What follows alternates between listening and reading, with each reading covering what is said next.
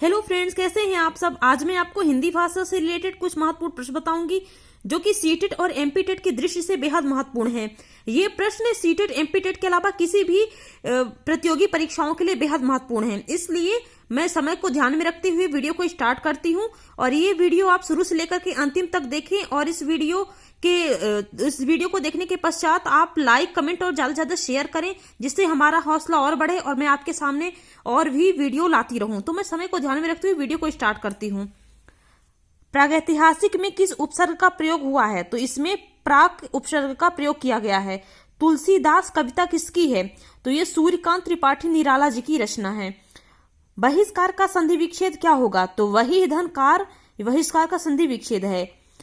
वैदेही वनवास किसकी रचना है? तो अयोध्या सिंह उपाध्याय हरिऔध की रचना है। इसकी रचना अयोध्या सिंह जी ने 1940 में की थी। निम्न में से पुल्लिंग शब्द का चयन कीजिए। तो इसमें से पहिया जो है वो पुल्लिंग शब्द हो जाएगा। संप्रेषण कला क्या नहीं है? तो संप्रेषण जो है तो ये तो प्रभावशाली भाषा है, आत्मविश्वास और विचारों और भावनाओं को व्यक्त करना, ये सब संप्रेषण के अंतर्गत आता है। लेकिन जो अलंकरण है ये संप्रेषण कला नहीं है। संप्रेषण कला का विकास किससे होता है? तो ये अभ्यास के द्वारा संप्रेषण कला का विकास होता है। निम्न में से संयुक्त व्यंजन कौन सा नहीं है?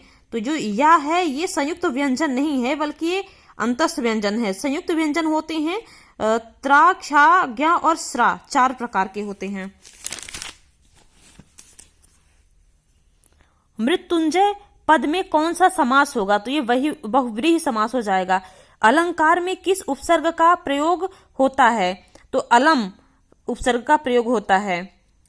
यह पुस्तक किसकी है में रेखांकित शब्द का चयन और परिचय दीजिए। तो ये सर्वनामिक विशेषण हो जाएगा और पुस्तक विशेष हो जाएगा, एक वचन स्त्रीलिंग हो जाएगा। जैसे बोला जाता है ना कि पुस्तक किसकी है, ये नहीं बोला जाए कि पुस्तक किसका है, ऐसा नहीं बोलते, इसलिए स्त्रीलिंग में हो जाएगा। विश्लेषण शब्द का विलोम क्या हो जाएगा? तो संश्लेषण हो जाएगा। जिनका उच्चारण ऊपर के दांतों व जीभ के लगाने से होता है उसे क्या कहते हैं? तो उसे दंत कहते हैं। निम्नलिखित में से ऊष्म व्यंजन कौन से हैं? तो ये सा, शा और ये सा हो जाएगा और साथ में हा होता है, वो सब ऊष्म व्यंजन होते हैं। अत्यधिक का विलोम क्या होगा? तो अत्यल्प हो जाएगा। रित का विलोम क्या होता है? तो रित का मतलब होता है सत्य, तो इसका विलोम हो जाएगा अनृत, मतलब झूठ हो जाएगा। संकल्प शब्द का उपसर्ग बताइए। तो संकल्प में जो है तो सम उपसर्ग लगा हुआ है। मुझसे खड़ा भी हुआ नहीं जाता, इस वाक्य का वाच्य है, तो भाववाच्य हो जाएगा। आपको भाववाच्य की मैं एक ट्रिक बताती हूँ। अगर किसी में जैसे मुझसे खाया नहीं जाता, मुझसे दौड़ा नहीं जाता, अगर नहीं शब्द आ रहा है तो उसमें आपका भाववाच्य हो जाएगा। तद्भव और उसके तत्सम का कौन सा मेल गलत है? तो ये आंत का जो हो जाएगा तो इसमें आंत्र हो जाएगा, इसलिए ये जो है तो शब्द गलत है। बाकी ये सारे जितने दिए हुए हैं, अयास का आदेश, लौंग का लवंग हो जाएगा, लुनाई का लावण्यता हो जाएगा, ये सारे सही हैं। लेखक और उसकी रचना का कौन सा जोड़ा गलत है?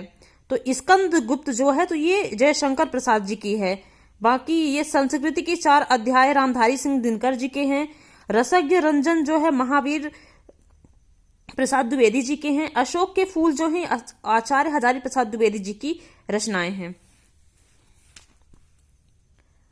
कवि और उनकी रचना का कौन सा जोड़ा सही नहीं?